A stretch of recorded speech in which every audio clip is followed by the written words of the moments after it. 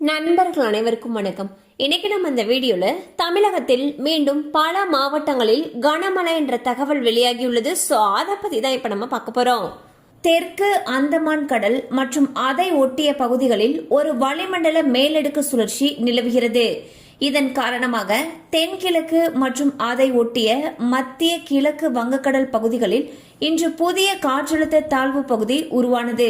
இது அடுத்த 24 மணி நேரத்தில் மேற்கு வடமேற்கு திசையில் தமிழக கடலோர பகுதியை நோக்கி நகர்ந்து மேலும் வலுவடையக்கூடும். இதன் காரணமாக தமிழகம் மற்றும் புதுச்சேரியில் பல்வேறு மாவட்டங்களில் பரவலாக மழை பெய்யும் வாய்ப்பு இருப்பதாக தெரிவிக்கப்பட்டுள்ளது.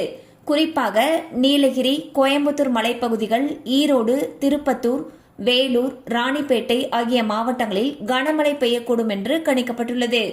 மேலும் அக்டோபர் 25ஆம் தேதி அதாவது நாளை தமிழ்நாடு, புதுச்சேரி மற்றும் காரைக்கால் ஆகிய பகுதிகளில் ஓரிரு இடங்களில் இடி மின்னலுடன் கூடிய லேசானது முதல் மிதமான மழை பெய்யக்கூடும். மேலும் அக்டோபர் 25ஆம் தேதி முதல் 27ஆம் தேதி வரை தமிழக கடலோர பகுதிகள், மன்னார் வளைகுடா மற்றும் குமரி கடல் பகுதிகள், ஆந்திர கடலோர பகுதிகளில் சூறாவளி காற்று மணிக்கு 35 முதல் 45 கிலோமீட்டர் வேகத்திலும் இடையிடையே 55 கிலோமீட்டர் வேகத்திலும் வீசக்கூடும் என்று தெரிவிக்கப்பட்டுள்ளது. ஸோ பாத்தீங்கன்னா தமிழகத்தை பொறுத்த வரைக்கும் அடுத்த 3 நாட்களுக்கு பல மாவட்டங்களில் கனமழைக்கு வாய்ப்பு இருப்பதாக வானிலை ஆய்வு மையம் அறிவிச்சிருக்காங்க.